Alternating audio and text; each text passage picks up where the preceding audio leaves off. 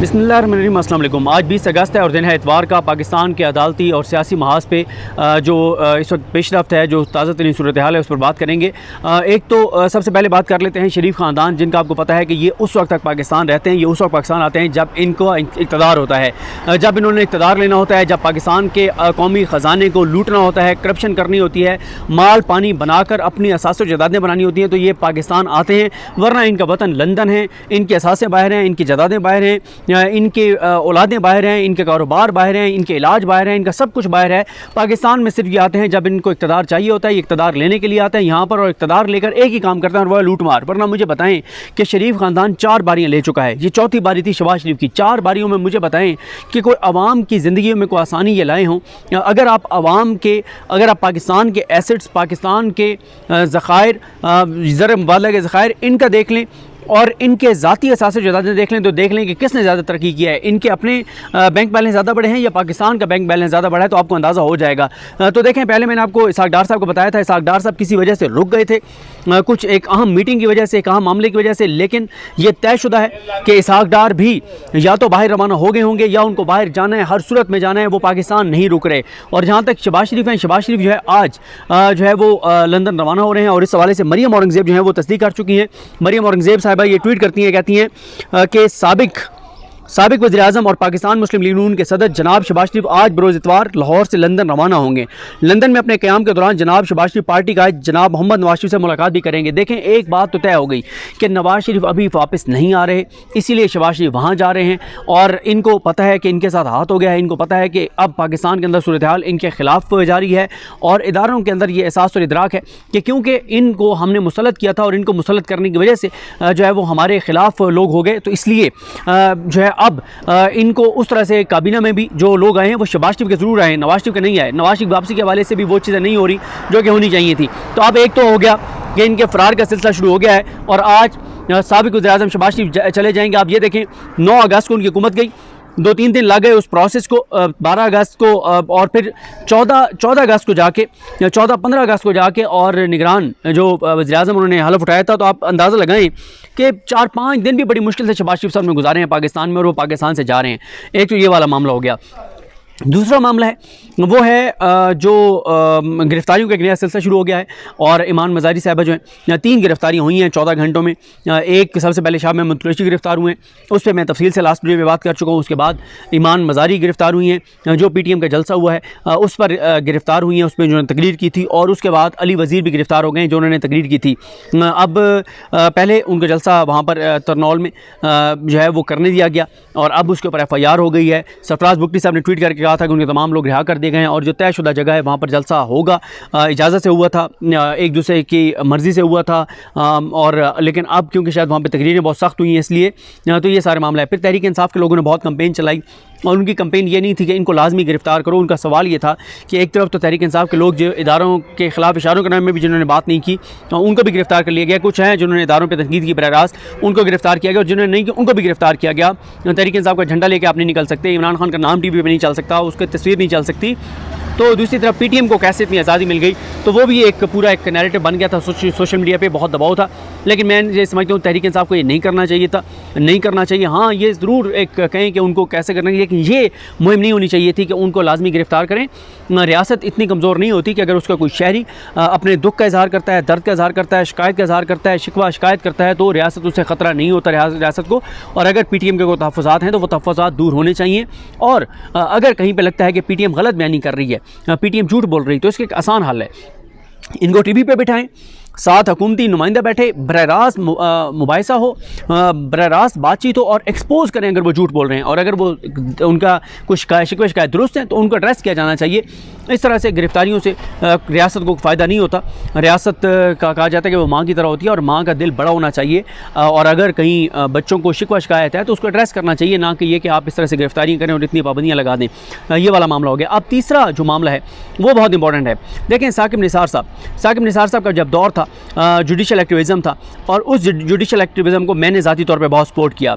जब मैंने बहुत ज़्यादा सपोर्ट किया तो उसके बाद जब अब काजी साहब गए हैं जनावाला में तो मैं उसको भी 100% सपोर्ट करूँगा। बिल्कुल काजी साहब ने दुरुस्त किया है काजी साहब गए हैं वहाँ पर, सारा कुछ मैं उसको सपोर्ट करूँगा, बिल्कुल ज़बरदस्त इकदाम था। लेकिन यहाँ पे मैं समझता हूँ कि साकिब निसार साहब के हक़ में ये बड़ी गवाही है, इससे मोतबर गवाही नहीं आ सकती थी कि काजी फ़ाइज़ ईसा साहब जो साकिब निसार साहब की इन चीज़ों के ख़िलाफ़ थे, और यही काजी फ़ाइज़ साहब थे जब KPK में एक केस था जो सो मोटो लिया था साकिब निसार साहब ने। वो सो मोटो क्या था? वो सो मोटो ये था कि ये जो क्या होता है, जो वेस्ट होता है हॉस्पिटल्स का, ये जो वहाँ पे ड्रिप्स होती हैं, जो इंजेक्शंस होते हैं, इस तरह की चीज़ें, बाकी जो वेस्ट होता है हॉस्पिटल का, उसको कहाँ आपने डंप करना है, उसको कैसे आपने प्रोसेस करना है, ये उठा के आप कचरे में फेंक देते हैं और बीमारियाँ फैलती हैं और बहुत ज़्यादा मसाइल होते हैं। तो इसके हवाले से था, तो उस पर काजी फ़ाइज़ साहब ने इतराज़ कर दिया कि ये कहाँ से सो मोटो हो गया, ये कैसे सो मोटो हो गया, ये है वो है, बेंच टूट गया। और उसके बाद जो है वो साकिब निसार साहब और मंसूर अली शाह साहब आए थे। ये अलग बात है कि मंसूर अली शाह साहब ने भी बाद में एक नोट लिख दिया था। देखें, साकिब के काजी फ़ाइज़ साहब और उनके हामी सारे सहाफ़ी वो आज तक साकिब निसार साहब को गालियाँ देते हैं। और बदकिस्मती तो ये है कि हमारे बहुत से वो दोस्त सहाफ़ी भी तनकीद करते हैं साकिब निसार साहब पर, जो साकिब निसार साहब के दौर में उनके बेनिफिशरी थे, उनको चैम्बर में जाके मिलना और उनसे काम करवाना। देखिए, मैं आपको एक चीज़ बताऊँ, मैंने साकिब निसार साहब को बहुत ज़्यादा सपोर्ट किया डिजिटल मीडिया के ऊपर। जब मैं 92 पे काम कर रहा था, 92 के प्रोग्राम में बहुत ज़्यादा उनको सपोर्ट किया। लेकिन आज तक मैं आपको बताऊँ, उनकी रिटायरमेंट से लेकर आज तक एक बार मैं उनसे, ना मेरी फ़ोन पर बात हुई, ना मैं उनसे कभी मिलने गया, ना ही जब वो चीफ जस्टिस थे तो मैं उनके चैम्बर में कभी गया था, ना उनसे कभी को काम करवाया था, कुछ भी नहीं। मैं दिल से एज ए पाकिस्तानी ये समझता हूँ, आज भी समझता हूँ कि जुडिशल एक्टिविज़म ज़रूरी है पाकिस्तान जैसे मुल्क में, जहाँ पे करप्शन, लूट मार हो, जहाँ पे पुलिस कंप्रोमाइज़ हो, जहाँ पे ब्यूरोक्रेसी कंप्रोमाइज़ हो, जहाँ सियासतदान करप्ट हो, चोर हो, डाकू हो, लुटेरे हो, जुडिशल एक्टिविज़म होना चाहिए। मैंने इसलिए साकिब निसार साहब के जुडिशल एक्टिविज़म को सपोर्ट किया था, और अगर फ़ाइज़ साहब का जुडिशल एक्टिविज़म होगा मैं उसको भी सपोर्ट करूँगा। पाकिस्तान में जुडिशल एक्टिविज़म होना चाहिए। लेकिन मेरा एतराज़ ये रहा है कि ये जो पारसाई का एक सो कॉल्ड, काजी फ़ाइज़ साहब भी एक बड़ा वो ओढ़े हुए हैं ना, एक लिबास पहना हुआ है उन्होंने, और उनके हामियों ने भी, जिन्होंने काजी फ़ाइज़ साहब को दुनिया का सबसे बड़ा जज बना दिया, ये काम ना करें। काजी फ़ाइज़ साहब के भी फ्लॉज हमारे सामने हैं। वो काजी फ़ाइज़ साहब जिनको इमरान खान के दौर में इमरान खान कन्वेंशन सेंटर में खिताब करता है तो काजी साहब सो मोटो ले लेते हैं। इमरान तरक्याती फ़ंड्स की खबर आती है, सो मोटो ले लेते हैं। इमरान खान की कोई और बात होती है, सो मोटो ले लेते हैं। लेकिन PDM के दौर में पाकिस्तान के अंदर जो तबाही और बर्बादी हुई, पाकिस्तान के 76 बरस में नहीं हुई। इंसानी हकूक़ की पामालियाँ शायद 75 साल में इतनी नहीं होंगी जितनी इस एक साल में हुई हैं, वो काजी साहब को नज़र नहीं आई। शहबाज शरीफ ने अवाम के टैक्स के पैसे से जो लूट मार की, जिस तरह से तबाही और बर्बादी की, उसका गलत इस्तेमाल किया, उस पर तो काजी साहब नहीं बोले। जो तरक्याती फ़ंड्स इन्होंने दिए चोरी चकारी के लिए, लूट मार के लिए, उसके ऊपर काजी साहब चुप करके बैठ गए। तो काजी फ़ाइज़ साहब के दोहरे में आ रहा हैं, उनको ना इतना ज़्यादा पारसा बनाया करें, उनके दोहरे में आ रहा हैं। उनके जुडिशल एक्टिविज़म को बिल्कुल मैं सपोर्ट करूँगा, लेकिन ये ना बनाएं कि वो उनसे बड़ा जज कोई नहीं है, उनसे लाइक जज कोई नहीं है, और कुरानी आयात है क्योंकि बहुत ज़्यादा हवाला देते हैं, तो ये वो सारा कुछ देखें। काजी फ़ाइज़ साहब और उनके सारे हामी वो सब इस बात पर एतराज़ करते थे कि साकिब निसार साहब क्यों जाते हैं जगह जगह। मैं सपोर्ट करता था, मैं सपोर्ट करता हूँ, काजी साहब जाएंगे मैं सपोर्ट करूँगा, ज़रूरी है। सुप्रीम कोर्ट का डर होना चाहिए, खौफ होना चाहिए, इतना खौफ होना चाहिए कि सुप्रीम कोर्ट का नाम आए और कांप जाएं, कांपें टांग जाएं ब्यूरोक्रेसी की, पुलिस अफसरान की। इनको पता हो कि हमने कहीं जवाब भी देना है, लेकिन कोई अभी आप देख लें पाकिस्तान के अंदर क्या हो रहा है। हाई कोर्ट के सिवाय जस्टिस बाबर सत्तार के बाकी जजेस तस्वे बहा रहे हैं, आंसू बहा रहे हैं। सुप्रीम कोर्ट के जजेस कह रहे हैं मौला करम करेगा, अल्लाह से दुआ करें, सब ठीक हो जाएगा, सब्र करें, सब्र का बड़ा फल है, बड़ा अजर है, जन्नत में आपको बड़े मकाम मिलेंगे, जन्नत में बड़ी आपको सहूलियात मिलेंगी, और पता नहीं ये मिलेगा वो मिलेगा। बस सब्र का फल मीठा है, इस दुनिया में नहीं मिलेगा तो अगले जन्म में मिलेगा। ये जजेस का काम नहीं है, जजेस का काम एक्ट करना है। उनको अल्लाह ताला ने ये ताकत दी है, वो जिस मनसब पर बैठे हैं उस मनसब में उनके पास ताकत है। उन्होंने आइन के तहत हलफ ले रखा है, इंसानी हकूक़ की पामालियों को रोकने के हलफ ले रखा है, उनका काम है ये, लेकिन नहीं है। तो इसलिए मैं ये सपोर्ट तो करता हूँ, लेकिन मैं ये समझता हूँ काजी फ़ाइज़ ईसा साहब ने वहाँ जाकर साकिब निसार साहब के हक में प्रैक्टिकल बड़ी गवाही दी है कि साकिब निसार साहब जो करते थे वो बिल्कुल दुरुस्त था, उनको ये काम करना चाहिए था, उन्होंने वो काम किया, ज़बरदस्त अंदाज में किया। और एक बात और मुझे बताएं, साकिब निसार साहब के किसी एक अमल से मुझे बताएं कि अवाम को नुकसान हुआ हो। मैं आपको 75 वो चीज़ें गिनवा सकता हूँ जो साकिब निसार साहब के दौर में फ़ायदा हुआ। फिर ये नहीं है कि साकिब निसार साहब कोई सिर्फ जो वो है अवामी मफाद के केसेस सुनते थे। 184 के एक दिन में 40 केसेस साकिब निसार सुनते थे। सुबह 9 साढ़े 9 बजे बैठते थे, रात 10 बजे तक केसेस सुनते थे। साकिब निसार साहब हफ्ते और इतवार को अदालत लगाते थे। साकिब निसार साहब जब लाहौर जाते थे, उसके बाद 184 के तहत वो जो ह्यूमन राइट्स सेल को जो एप्लीकेशन वो सुनते थे, 200 केसेस एक दिन में सुनते थे। रात 1 बजे तक वो ह्यूमन राइट्स के केसेस बैठ के सुनते थे। 24 में से 20 घंटे वो काम करते थे। उनकी वजह से लाखों लोगों को फ़ायदे हुए हैं। इतनी बड़ी बड़ी चीज़ें, ये जो डैम के हवाले से उन्होंने फैसला दिया था जिस पर तनकीद होती है, ये चोर डाकू और लुटेरे हमारे सियासतदान, पाकिस्तान तेज़ी से उसकी तरफ जा रहा है, पानी की कमी की तरफ। ये उन्होंने उनके ऐसे ऐसे फैसले हैं जो तारीख़ में याद रखे जाएंगे।